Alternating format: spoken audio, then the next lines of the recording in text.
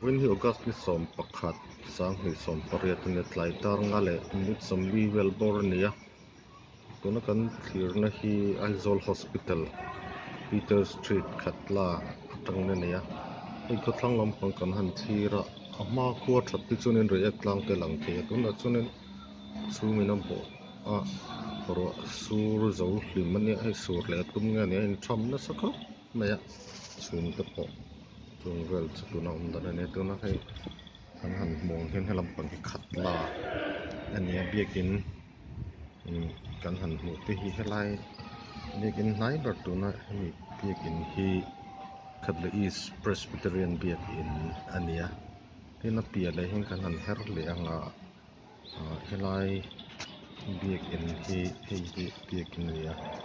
he biakin hi Salvation Army biakin khatla kor biakin ania tin khi light saka khian kan hmu le a hem biakin hi Presbyterian kausan biakin khatla ania tin khiat saka hi kan hmu a police headquarter PHQ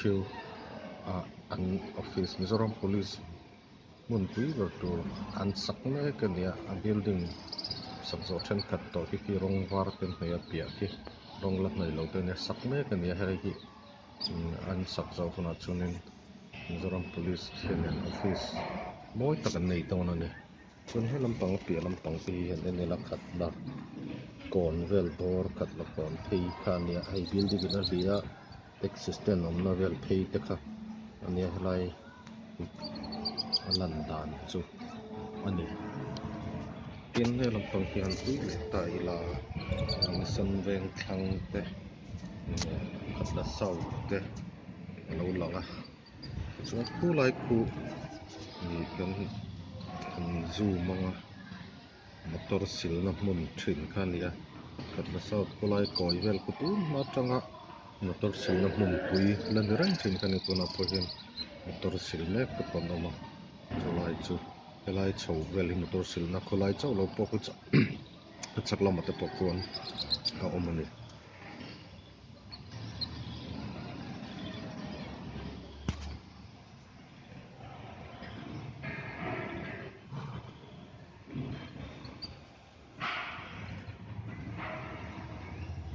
ro sur ania tin tlai lam ania ni tladon hnai to a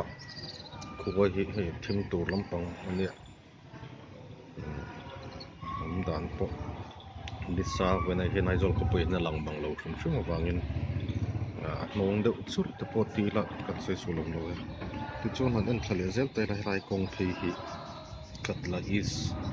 lem sung veng in rina kol thi hun phei kan ti kha ania kan video ma sa khain lo en chuanin hemi ep lam chi tang hin a hma khan kan la pawh bawk a chung lai chu helai kawng phei dan vel hi ni Aizawl Hospital tukverh atangin kan han thlir a viu a tha khawp mai